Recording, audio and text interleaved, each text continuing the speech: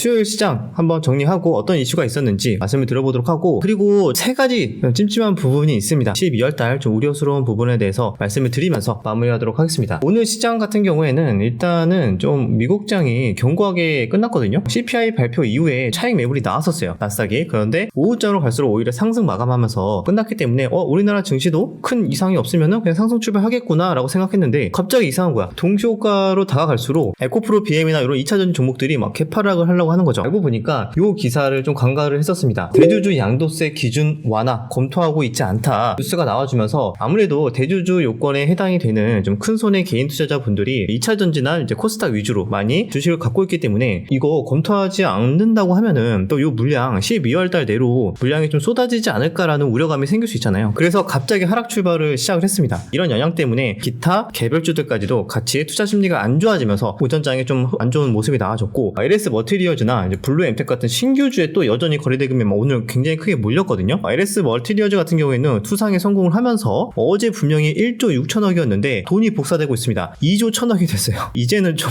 조심해야 되지 않을까라고 생각이 드는데, 참 이게 뭐라고 말씀을 드릴 수 없어요. 완전히 움직이는 게 예측 불가한 모습이기 때문에 대응하시는 분들이 알아서 좀 대응하실 것 같고, 오늘같이 이렇게 블루 엠텍 같은 이런 흐름들이 언제든지 나올 수 있거든요. 이 종목도 오늘 오전만 해도 굉장히 강한 모습이 나오다가 오후에 마치 상한가 갈 것처럼 상한가 부근까지 거의 터치를 했어요. 그런데 터치하고 나서 매물이 미친듯이 쏟아지면서 고점 대비 마이너스 40%까지 하락을 했습니다. 이런 게 신규주예요. 위로도 대박이 날 수 있지만 아래로도 언제든지 급락을 맞을 수 있다. 그래서 잘 모르시는 분들은 신규주는 웬만하면 피하시는 거를 추천을 드립니다. 그래서 이런 흐름이 나와서 오늘 굉장히 이런 변동성이 굉장히 커졌다. 그래서 시장이 뭔가 흉흉한데 대주주 양도세 기준 완화도 하지 않는다고 해가지고 이렇게 조금 찜찜한 시장의 분위기가 나왔다라고 생각하시면 될 것 같습니다. 자, 그러면 오늘 시장에서 주도주 그나마 뭐가 있었느냐라고 본다면은 몇몇 신규주가 장중에 좀 주도를 했고요. 그 외에도 오후장에는 온디바이스 AI 종목 중에서 뭐 퀄리타스나 오픈엣지 같은 종목들이 좀 순환매가 튀어줬다. 하지만 다 같이 올라가는 건 아니었고, 그 전에 올랐었던 뭐 고영이나 따로 반도체로 올라왔던 뭐 SFA 반도체 같은 종목들 조금 쉬어가는 모습들이 나와주는 게 좀 특징적이었고요. 그 외에는 모르는 종목이 많이는 없었어요. STO에서도 갤럭시와 머니트리 정도 서울 옥션이랑 좋은 흐름이 나와주고 있고, 현재 시간으로도 괜찮은 뭐 흐름이 나와주고 있네요. 그리고 어제 유튜브에서 말씀드렸던 CXL이 있잖아요. 삼성전자 AI 시대를 맞이해서 새롭게 개발을 하고 있는 CXL 관련해서 오늘 오른 종목이 어제 이어서 네오셈이라는 종목이 급등을 했고요. 그리고 코리아 서큐트라는 종목도 꽤 올랐습니다. 이런 종목도 얼마나 연속성이 있을지 좀 체크를 해야 될 것 같습니다. 그 외에도 야놀자 관련주가 좀 올랐거든요. 그레디언트라는 종목이랑 아주아비 투자가 이제 오랜만에 상승이 나왔는데 현재는 시간에서 꽤 빠지고 있긴 합니다. 근데 나온 뉴스로 본다면은 뉴욕 증권거래소 도배한 야놀자 뭐 CFO 축전이 나왔다. 혹시 야놀자 내년 미국에 상장하는 거 아니냐, IPO 시동 거는 거 아니냐, 이런 식의 뉴스가 나오면서 일단 기대감으로 올랐다라고 보시면 되고, 전형적으로 테마성의 종목이다 이렇게 참고하시면 될 것 같습니다. 이낙연 관련주가 오늘 일단 반등에 성공을 했거든요. 현재 시간 내에서도 오르고 있는데, 그 이후로 본다면은 장 끝나고 이런 뉴스가 나왔습니다. 이낙연 신당 창당을 공식화한다. 요즘에 이준석 전 대표도 만나고 유승민 전 국힘 의원도 만나고 막 회동을 여러 개 막 바쁘게 막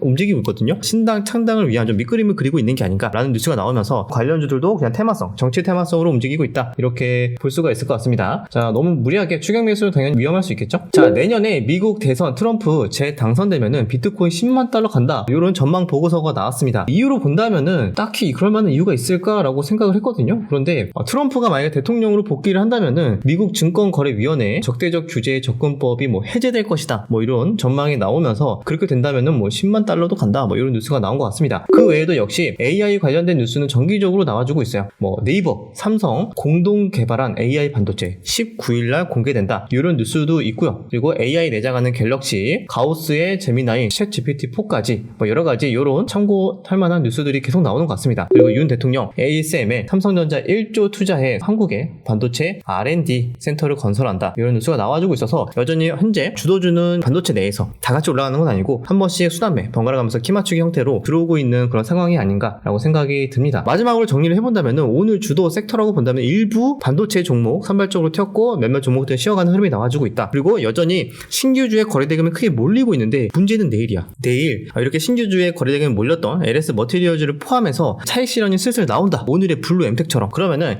여기서 돈이 빠져나가는데 그 빠져나간 돈이 어디로 수단매를 돌까에 대한 포인트도 잡아야 됩니다. 오늘 시장 막판에 좀 하락이 더 나왔었죠. 그 이유 중에 하나도 아무래도 간망세가 좀 강해지면서 나온 것 같은데, 일정으로 본다면은 오늘 간밤에 파월의 발언이 있습니다. 그래서 파월이 어떤 식으로 이야기를 하느냐에 따라서 미국 증시가 여기서 한 번 더 뭐 반등이 나오느냐 아니면 이제 슬슬 차익 실현 나오느냐 이거에 따른 눈치 싸움이 좀 시작되고 있기 때문에 경계성 매물이 나왔다라고 보시면 되고, 그리고 내일은 우리나라 목요일 선물 옵션 만기일입니다. 그래서 여기에 따른 경계성 매물이 좀 같이 나온 게 아닌가라고 생각이 들고, 그래서 포인트는 여전히 거래 대금이 몰렸던 신규주에서 이제 자금이 만약에 빠져나온다면은 그 자금이 어디로 순환매를 들어갈까, 그 부분이 내일의 좀 관전 포인트가 될 것 같아요. 후보로 본다면 여전히 반도체 당연히 열어놔야 되고, 근데 반도체도 그동안 많이 올랐던 종목보다는 새롭게 최근에 들어온 종목들 위주로 들어오는지 보고, 그 다음에 뭐 양자, 정치, 로봇은 내일 비전 발표가 있는데 너무 사골이라 그런지 반응이 없어요. 그죠? 로봇은 반응이 없어서 일단 내일까지는 두고 봐야겠지만 따로 반응이 없으면은 그냥 이대로 지나갈 수도 있지 않을까 이런 생각이 드는데, 일단 내일 흐름을 좀 지켜봐야 될 것 같습니다. 그 외 후보로는 STO도 있을 수 있고, 그죠? STO나 게임, 아니면은 최근에 너무 소외받고 최근에 많이 하락했던 바이오가 들어올 수도 있지 않을까 이렇게 생각을 하는데, 여기 최근에 강했던 테마 최대한 정리를 해놓고 신규주 자금 빠져나가면은 어디로 들어오는지 좀 관심있게 체크를 해야 될 것 같습니다. 자, 여기까지 오늘 시장 정리 마무리했고요. 세 가지 찜찜한 이유에 대해서 빠르게 말씀을 드리도록 할게요.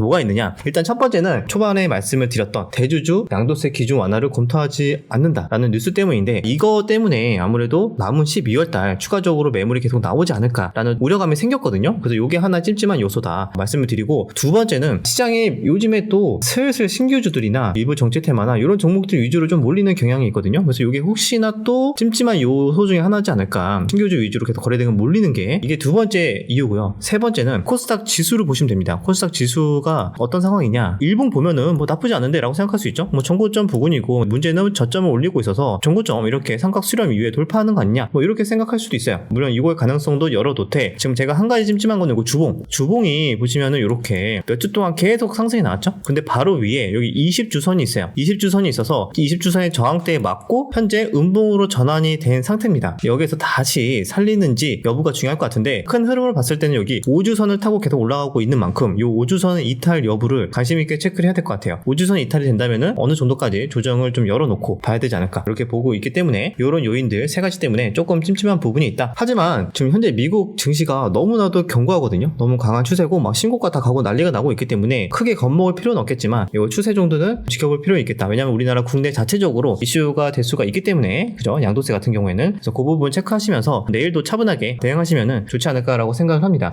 영상 마무리하기 이전에 제가 오전마다 매번 이제 시황을 쓰고 있죠. 그 시황글 제 주덕 네이버 카페에서 쓰고 있지만, 이번에 또 새롭게 네이버 프리미엄 콘텐츠 여기 채널에서도 이제 쓰고 있으니까요. 참고하실 분들은 들어오셔서 보시면 좋을 것 같습니다. 여기 마지막 부분에 제가 항상 명언 이렇게 남겨드리고 있는데, 요거 말씀드리면서 마무리하도록 하겠습니다. 돈을 버는 방법을 연구해야 할 뿐만 아니라 돈을 잃지 않기 위해 노력해야 한다. 무엇을 해야 하는지 아는 것과 마찬가지로 무엇을 하지 말아야 하는지 아는 것도 중요하다. 이것도 굉장히 중요한 것 같아요. 우린 항상 어떻게 해야지만 돈을 무조건 많이 벌까에만 집중하는데, 무엇을 하지 말아야 하는지도 되게 중요하거든요. 무엇을 하지 말아야 되는지, 습관이나 나쁜 매매 같은 것들을 하나 둘씩 다 제거를 하면은 그게 결국에는 또 돈을 버는 방법이지 않을까라고 생각이 듭니다. 오늘 영상 여기서 마무리하고 내일 영상에서 다시 뵙도록 하겠습니다.